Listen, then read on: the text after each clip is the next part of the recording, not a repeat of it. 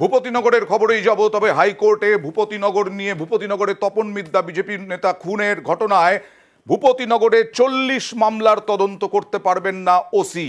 ভূপতিনগরে তদন্ত করতে পারবেন না ওসি, শুধু তাই নয় 21 বিজেপি নেতার কর্মীর বিরুদ্ধে মামলার তদন্তে না ওসিকে। কথা বলবো প্রতিনিধি অর্ণবের সঙ্গে।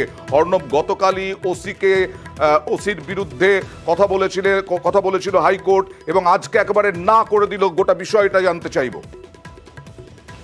দেখো, ভূপতিনগর থানায় 40 মামলা রয়েছে। এই 40 মামলা প্রায় 21 বিজেপি নেতাকর্মী অভিযুক্ত, এমনটাই রাজ্য জানায় আদালতে। এবং এক্ষেত্রে বিজেপি নেতাকর্মীর তরফে যিনি আইনজীবী ছিলেন তিনি জানান, এই মামলায় নিয়ে বারবার কার্যত ফোন অ্যারেস্ট দেখিয়ে এই বিজেপি নেতাকর্মীদের অ্যারেস্ট করে রাখতে চাইছে এবং ভোটের মুখে একটা অন্য রকমের বাতাবরণ তৈরির চেষ্টা হচ্ছে। গতকাল ওসি যে রিপোর্ট দিয়েছিলেন সেই রিপোর্টের মধ্যে এটা উল্লেখ করা ছিল, যদি এই 21 জন বিজেপি নেতা কর্মী তারা হাইকোর্টের রক্ষা কবচ দিয়ে যায়, অর্থাৎ তাদের গ্রেফতার করা না যায়, তারা যদি জেলে না থাকে, তাহলে নাকি ওই এলাকার ভোটটাই অশান্ত হয়ে উঠবে। তারপরে বিচারপতি জয় সেনগুপ্ত কার্যত ক্ষুব্ধ হয়ে ওঠেন এবং হাইকোর্টের রক্ষা কবচে ভোটে তার প্রভাব পড়ে কিসের ভিত্তিতে তথ্য লিখলেন সে বিষয়ে আজ তাকে এজলাসে ডাকা হয় এবং তার কৈফিয়ত চাওয়া হয়। এবং আজকে ওসি জানিয়ে যায় এই লেখা তার জন্য ভুল হয়েছে। এবং দুই পক্ষের সওয়াল জবাবের পর বিচারপতি জয় সেনগুপ্ত জানান, 15ই এপ্রিল পর্যন্ত কোন রকম গ্রেপ্তারের মতো কড়া পদক্ষেপ করা যাবে না বিজেপি নেতাদের বিরুদ্ধে। 40টার মামলাতে আপাতত কোনো তদন্ত করতে পারবে না থানার পুলিশ।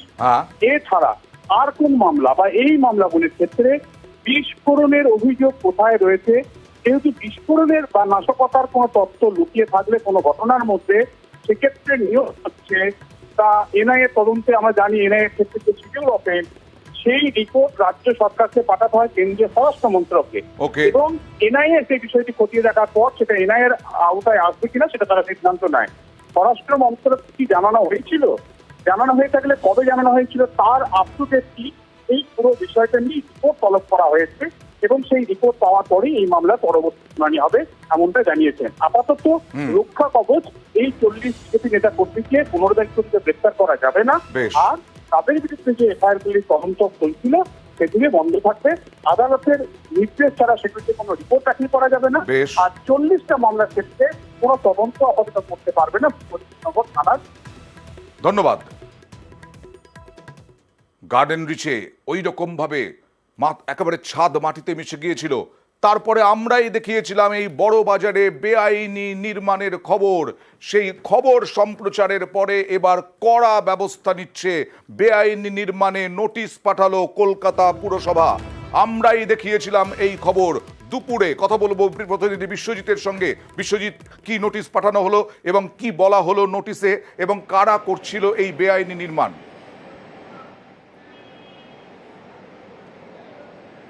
দেখো, এই যে বেআইনি নির্মাণ একেবারে 5 নম্বর সিনাগগ স্ট্রিট, সেখানে একজন প্রমোটার এই যে বেআইনি নির্মাণ করেছিলেন তাকে নোটিশ ধরানো হয়েছে। কারণ যার এই নির্মাণ কাজ চলছিল, যিনি করছিলেন, তাকে নোটিশ ধরানো হয়েছে এবং 401 কলকাতা পুরসভার 1980 সালের যে আইন, সেই আইন অনুযায়ী 401 ধারা, অর্থাৎ যে কাজ করা হচ্ছে সেই কাজটা অবিলম্বে বন্ধ করতে হবে। এই নোটিশ ধরানোর যে প্রাইমারি যে ডাটা, সেই ডাটা এসেই অর্থাৎ সাব অ্যাসিস্ট্যান্ট ইঞ্জিনিয়ার তিনি লগবুক এন্ট্রি করেছেন 4933 সেই নাম্বার, এবং সেই নাম্বারে লগবুক এন্ট্রি করা হয়েছে। এবং এই 401 ধারায় নোটিশ দেওয়ার পর যদি এই প্রমোটার বা যিনি কাজ করছেন, এই কোনো রকম অনুমতি না থাকা সত্ত্বেও তিনি যদি কাজ চালিয়ে যান, তাহলে কলকাতা পুরসভা কি করতে পারে? প্রথমত 401-এর ধারায় থানায় এফআইআর করতে পারে সেই ব্যক্তির বিরুদ্ধে, অথবা 401 ধারা, সেখানে হিয়ারিং ডাকতে পারে। যদি কাজ স্টপ করে দেয়, তবুও এই বেআইনি নির্মাণ কেন হচ্ছিল, অনুমোদন না নিয়ে কেন কাজ করছিলেন তার জন্য তাকে শুনানিতে ডাকতে পারে কলকাতা Okay. পুরসভা, তখন 400/1 ধারা। এবং এই পুরসভা যদি মনে করে যে খুব মারাত্মকভাবে বেআইনি কাজ করছে, কারণ যেভাবে এই কাজটা হচ্ছিল যে একেবারে ফায়ার এক্সিট বন্ধ করে কাজ হচ্ছে, দুটি আচ্ছা। বাড়ির যে ওপেন স্পেস সেটাকে বন্ধ করে কাজ হচ্ছে, এই ধরনের ক্ষেত্রে অর্থাৎ খুব গুরুত্বপূর্ণ কাজ হলে সেখানে 400/8 ধারায় সরাসরি ডিমোলিশন, অর্থাৎ পুরসভা কড়া, ইচ্ছা করলে পুরসভা সরাসরি করা এবং পরবর্তী সময়ে আরো করা হবে বলেই এখনো পর্যন্ত মেয়র জানিয়েছেন। নিশ্চিতভাবে এখন যা হয়েছে লগবুকে ওরা এন্ট্রি করবে, না করলে সাথে সাথে সাসপেন্ড হবে।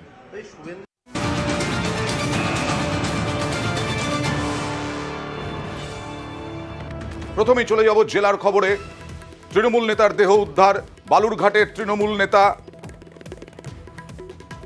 দেহ উদ্ধার, মৃত তৃণমূল নেতা দেবজিৎ রুদ্র।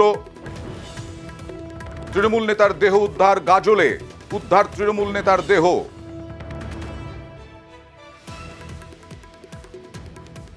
বালুরঘাটের তৃণমূল নেতার দেহ উদ্ধার গাজলে।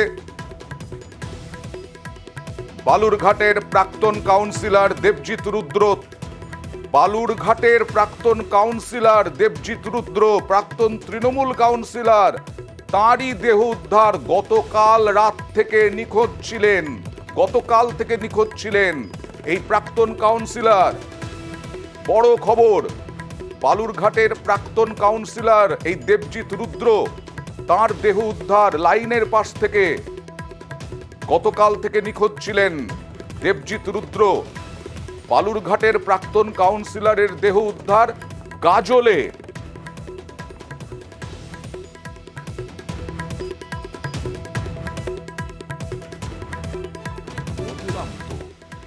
দিন রেল লাইনের পাশ থেকে দেহ উদ্ধার, রেল লাইনের ধার থেকে দেহ উদ্ধার। গতকাল থেকে নিখোঁজ ছিলেন দেবজিৎ রুদ্র, বালুরঘাটের প্রাক্তন কাউন্সিলর। কথা বলবো প্রতিনিধি অনুপের সঙ্গে। অনুপ, কি জানা যাচ্ছে? দেখো, গতকাল সকাল থেকে এই দেবজিৎ রুদ্র, ডাকনাম বাপি, তাকে বাড়ির থেকে কিন্তু খুঁজে পাচ্ছে না। তা সেই মর্মে কিন্তু সোশ্যাল মিডিয়া এবং বিভিন্ন জায়গায় তারা লিখছিল, এবং সেই আজ সকালে তার মানে দেহ পাওয়া দেখা গেল গাজলের স্টেশনের ঠিক 1-1.5 কিলোমিটার আগে। এই ঘটনায় কিন্তু ব্যাপক চাঞ্চল্য ছড়িয়েছে। পাশাপাশি যে কিভাবে এই ঘটনা ঘটলো তা নিয়েও কিন্তু ধন্দে রয়েছে তার পরিবারের লোকেরাও। তাদের যেটা বক্তব্য যে তারা গতকাল তারা সে বাড়িতে ছিল পরশু রাতে, এবং তারপরে রাতেও সে বাড়িতেই খাওয়া দাওয়া করেছে, এবং ভোরবেলা সে বাড়ি থেকে বেরিয়ে যায় 3টের দিকে নাগাদ। এরপরে থেকে তাকে আর কোনো যোগাযোগ করা যায়নি, তার কোনো খোঁজ পাওয়া যায়নি। তার কাছে শুধুমাত্র একটি ভোটার কার্ড তার সঙ্গে ছিল, যেটা তার যেখানে দেহ পড়েছিল তার পাশে, সেখানে কিন্তু সেই ভোটার কার্ডটি তার দেখা যায়, এবং সেখান থেকেই তাকে শনাক্ত করা যায়, কারণ দেহ দুটি পার্ট হয়ে সেখানে কিন্তু পড়েছিল। আমি আসবো অনুপ। একবার মৃতের ভাই দেবজিৎ রুদ্রর ভাই, তার কি বক্তব্য একবার দেখাই। আগের দিনে রাত অব্দি সাইলেন্ট, কোনো রকম না, দুজন মিলে গল্প গুজব সব। আমার বাড়িতে একটা কুকুর আছে, কুকুরকে বারবার করে ওকে নিয়ে ঘোরাফেরা, কোনো রকম কিছু নয়।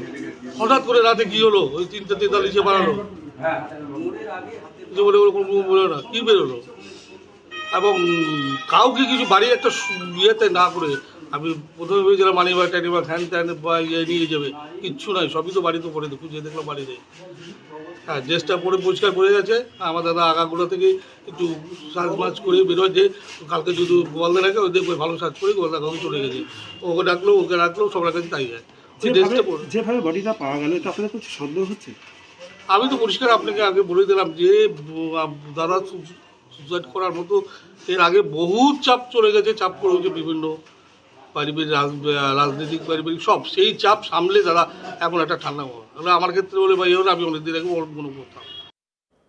অনুপ, এই দেবজিৎ রুদ্রর ভাই বলছেন অনেক চাপ ছিল, এর আগেও রাজনৈতিক চাপ ছিল, কিন্তু কখনো এই রকম ভাবে দেখা যায়নি যে এইরকম ভাবে বাড়ি থেকে বেরিয়ে যাওয়া। স্থানীয় তৃণমূল নেতৃত্ব তারা কি মনে করছেন, তারা কিছু বলছেন? বালুরঘাটের প্রাক্তন কাউন্সিলর তিনি। দেখো, বর্তমানে বেশ কিছুদিন দীর্ঘ সময় সে ছাত্র রাজনীতি থেকে সে রাজনীতি করে আসছে, এবং গত টার্মে যে 5 বছরের বালুরঘাট পৌরসভা তৃণমূলের কাউন্সিলর হিসেবে ছিলেন 24 নম্বর ওয়ার্ডে বর্তমানে। এরপরে সে কিন্তু এই গত কিছুদিন আগে থেকে সে কিন্তু সরাসরি রাজনীতির সঙ্গে খুব একটা জড়িত ছিল না। তার যেটা রাজনৈতিক মহলে যেটা বালুরঘাটের তরফে জানা যাচ্ছে, সে শারীরিক কিছুটা অসুস্থতার কারণ তার ছিল এবং সে নেতৃত্বদের সঙ্গে তার যোগাযোগ থাকলে কিন্তু সরাসরি খুব একটা রাজনীতি এই মুহূর্তে সে রাজনীতির সঙ্গে যুক্ত ছিল না। এ কারণেই তারাও সঠিকভাবে বুঝতে পারছে না যে হঠাৎ করে কি এমন পুলিশ ঘটনা কিছু বলতে পারছে? বালুরঘাটেই তো বাড়ি ওর বালুরঘাটে বাড়ি, আর গাজলে উদ্ধার হলো কিভাবে দেহ? পুলিশ কিছু বলতে পারছে? যেটা জানা গেছে যে গতকাল ভোরবেলা তার একটা সিসিটিভি ফুটেজ পাওয়া গেছে যে বালুরঘাটের চকভেগু এলাকার দিকে সে হেঁটে যাচ্ছিল ভোরবেলা নাগাদ। সেই ফুটেজ কিন্তু পাওয়া গেছে। সেখানে দেখা যাচ্ছে যে সে ভোরবেলা 3টে সাড়ে 3টে নাগাদ সে হেঁটে যাচ্ছিল বালুরঘাট স্টেশনের দিকে। ওই রাস্তাতে তাকে দেখা গিয়েছিল শেষ। তারপরে কিন্তু আর কোনো ফুটেজ বা তার কিন্তু স্টেজ করতে পারা যায়নি। ধন্যবাদ। আপাতত ধন্যবাদ। আমরা নিশ্চয়ই পরবর্তী পুলিশের তদন্তের দিকে আমাদের নজর থাকবে।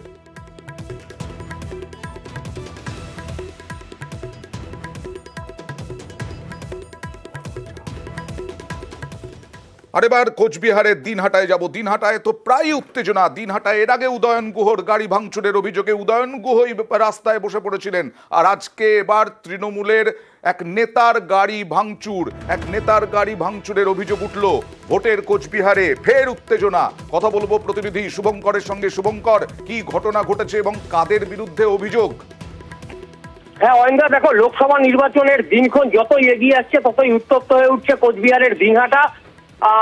আজ দুপুরবেলা তৃণমূলের একটা দল নাজিরহাট 2 গ্রাম পঞ্চায়েত ও নাজিরহাট 1 গ্রাম পঞ্চায়েতের বিস্তীর্ণ এলাকায় ভোট প্রচার করে তারা যখন নাজিরহাটে ফিরছিল, সেই সময় মনসব শেওড়াগুড়ি গ্রামে কোচবিহার জেলা পরিষদের পূর্ত কর্মাধ্যক্ষ কুমার প্রশান্ত নারায়ণ তার গাড়িতে হামলা চালানো হয়।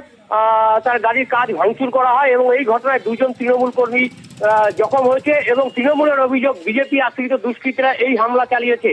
যদিও বিজেপি নেতৃত্ব জানিয়েছে যে তৃণমূলই ওই এলাকায় অশান্তি সৃষ্টি করেছে এবং ফ্লেক্স পেস্টুল সকাল থেকেই তারা ছিঁড়ছে এবং তারপর তারা নিজেরাই নিজেদের গাড়িতে ভাঙচুর চালিয়ে বিজেপির বিরুদ্ধে ভিত্তিহীন অভিযোগ তুলছে।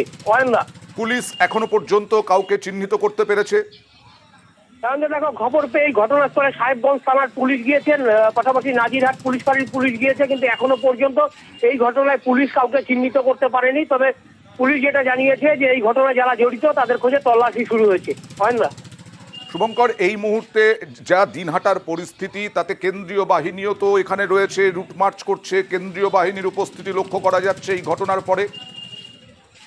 হ্যাঁ দেখো, গত এপ্রিল মাসের প্রথম দিকেই কেন্দ্রীয় বাহিনী কোচবিহার জেলার বিভিন্ন এলাকায় ঢুকে পড়েছে, বিভিন্ন এলাকায় রুট মার্চ করছে। তবে এখনো পর্যন্ত নাজিরহাটের এই মনসব শেওড়াগুড়ি গ্রামে গন্ডগোলের পর পুলিশ গেলেও কেন্দ্রীয় বাহিনী এখনো পর্যন্ত সেখানে পৌঁছেনি। তবে পুলিশ যেটা জানিয়েছে, দ্রুত যেহেতু ওই মনসব শেওড়াগুড়ি গ্রামে একটা উত্তেজনা রয়েছে, তৃণমূল নেতার গাড়ি ভাঙচুর হয়েছে, পাল্টা এখানে একটা বড় গন্ডগোল হতে পারে আজ, সেজন্য দ্রুত সেখানে কেন্দ্রীয় বাহিনী মোতায়েন করা হচ্ছে। ধন্যবাদ শুভঙ্কর। তৃণমূল নেতা কি অভিযোগ করছেন দেখি। বিজেপির বেশ কিছু হারমাত বাহিনী, গুন্ডা বাহিনী একদম ধারালো অস্ত্রশস্ত্র থেকে শুরু করে মোটা মোটা বাটাম লাঠি নিয়ে তারা পথ আটকায়। সৌভাগ্যক্রমে আমি ব্যারিকেড ভেঙে বেরিয়ে আসতে সক্ষম হলেও আমার গাড়িতে আক্রমণ করতে না পেরে পরের গাড়িটার মধ্যে তারা গিয়ে আঘাত করে, গাড়ি ভাঙচুর করে। 2 জন আমাদের দলের কর্মী, তাদের উপর আঘাত করে তারা মারাত্মকভাবে আজকে জখম হয়। নিশ্চিত প্রামাণিক যেভাবে গুন্ডাগিরি শুরু করছে, যেভাবে মস্তানি শুরু করছে, মানুষের উপর যে অত্যাচার, এই অত্যাচার মানুষ মুখ বুজে সহ্য করবে না। আমার সঙ্গে আছেন কোচবিহারের বিজেপি নেতা সুকুমার রায়। সুকুমার বাবু, জেলা পরিষদের কর্মাধ্যক্ষর গাড়ি ভাঙচুরের ছবি আমরা দেখতে পাচ্ছি, গাড়ি ভাঙচুর করা হয়েছে। আপনি শুনলেন নিশীথ প্রামাণিকের বিরুদ্ধে কিভাবে তীব্র আক্রমণ করলেন এই জেলা পরিষদের কর্মাধ্যক্ষ। দেখুন, সকাল থেকে উত্তরবঙ্গ উন্নয়ন মন্ত্রী উদয়ন গুহ তার সঙ্গভঙ্গ নিয়ে বিভিন্ন গ্রামে আজ সকাল থেকে হুমকি দিচ্ছে, ভোট দিতে যেতে দেব না, বাড়িতে বাড়িতে যাচ্ছে। সাধারণ মানুষ ক্ষিপ্ত হয়ে গেছে। সমস্ত বাড়িতে এরিয়া যে অশান্তি তৈরি করছেন এই তৃণমূলের নেতারা, তারা কোনো বাড়িতে গিয়ে বলছেন ভোট দিতে যেতে দেবো না, কোনো জায়গায় বাড়ি বেরোলে মারামারি করব, কোনো জায়গায় ফ্লেক্স ছিঁড়ে দিচ্ছেন, কোনো জায়গায় পোস্টার ছেড়ে দিচ্ছেন। তারা প্রায় 25-30টা গাড়ি নিয়ে, কনভয় নিয়ে, মোটর সাইকেল নিয়ে, 100-150 ছেলে নিয়ে তারা গ্রামে ঘুরে বেড়াচ্ছেন। এটি কি ভোটের প্রচার? পারমিশন ছিল তাদের মিছিলে, না রেলির পারমিশন ছিল? আর সেখানে তারা যাচ্ছেন আর বিজেপি কর্মীদের তাদের অত্যাচার করছেন। সাধারণ মানুষ ক্ষিপ্ত হয়ে, যদি ওখানে আমি এখনো সঠিকটা জানি না, আমি জেনে নিচ্ছি, যদি ভাঙচুর হয় তাহলে সাধারণ মানুষ ক্ষিপ্ত হয়ে এই কাজটা করেছে। ধন্যবাদ। বিজেপি সাধারণ মানুষের ওপরে দায় চাপালেন, সাধারণ মানুষ ক্ষিপ্ত এই ঘটনা ঘটিয়েছে।